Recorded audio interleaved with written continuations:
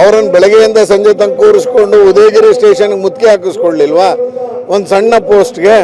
ಇವತ್ತು ಇಷ್ಟೊಂದು ಜನ, ಇಷ್ಟೊಂದು ಯೂಟ್ಯೂಬರ್ಸು ಧರ್ಮಸ್ಥಳದ ಮಂಜುನಾಥನ ಮೇಲೆ ಅವಹೇಳನ ಮಾಡ್ತಿದ್ದಲ್ಲ, ಒಂದು ಸುಮೋಟೋ ಕೇಸ್ ದಾಖಲು ಮಾಡಿದಾರಾ?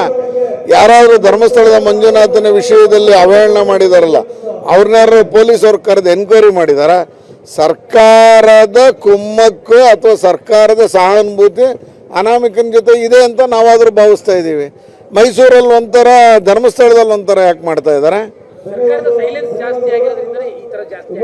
ಹೌದೌದು, ಸರ್ಕಾರ ಈಗ ಅವರ ಶಾಸಕಾಂಗ ಪಕ್ಷದ ಸಭೆಯಲ್ಲಿ ಧರ್ಮಸ್ಥಳದ ಬಗ್ಗೆ ಶಾಸಕರು ಧ್ವನಿ ಎತ್ತಿದ ಕಾರಣಕ್ಕೆ ನಿನ್ನೆ ಮೊನ್ನೆಯಿಂದ ಸರ್ಕಾರ ಮಾತಾಡ್ತಿದೆ ಧರ್ಮಸ್ಥಳದ ವಿಚಾರವಾಗಿ.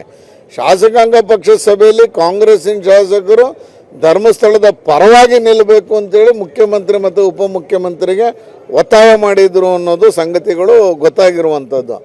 ಆ ಹಿನ್ನೆಲೆಯಲ್ಲಿ ಈಗ ಸರ್ಕಾರ, ಆದರೆ ಇದಕ್ಕೆ ಮೊದಲು ಸರ್ಕಾರ ಏನು ಮಾಡ್ತು? ಆಯಿತು, SIT ತನಿಖೆ ಮಾಡಬೇಕು ಅಂತ ಮ್ಯಾಜಿಸ್ಟ್ರೇಟ್ ಎಲ್ಲ ಹೇಳಿದ್ದಾರೆ, ತನಿಖೆ ಮಾಡಿ ಅಂತ ಹೇಳಿದ್ದಾರೆ. ಇಂಥವ್ರ ನೇಮಕಾತಿ ಮಾಡಿ ಅಂತ ಹೇಳಿತಾ? ಅದಕ್ಕೆ ಹೇಳ್ತಾ ಇದ್ದಿದ್ದು, ನೆನ್ನೆನೋ ನಮ್ಮ ನಾಯಕರುಗಳು ಮಾತಾಡಿದ್ದೆ ಎರಡು, ನಿಮ್ಮ ಹತ್ರ ನಿಮ್ಮ ಎರಡೂ ಏನು ನಿವೃತ್ತ ನ್ಯಾಯಾಧೀಶರೇ ನಿಮಗೆಲ್ಲ ಕಡೆ ಸಿಗ್ತಾ ಇರೋದು, ಒಂದು ನಾಗಮೋಹನ್ ದಾಸು, ಇನ್ನೊಂದು ಮೈಕಲ್ ಕುನ್ನಾ ಅಂತ.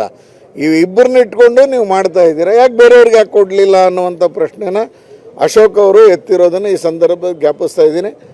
ಒಂದೇ ಒಂದು ಸುಮೋಟೋ ಕೇಸು ಇವತ್ತಿನವರೆಗೂ ಧರ್ಮಸ್ಥಳದ ವಿರುದ್ಧ ಮಾತನಾಡೋರ ಬಗ್ಗೆ ಆಗಿಲ್ಲ.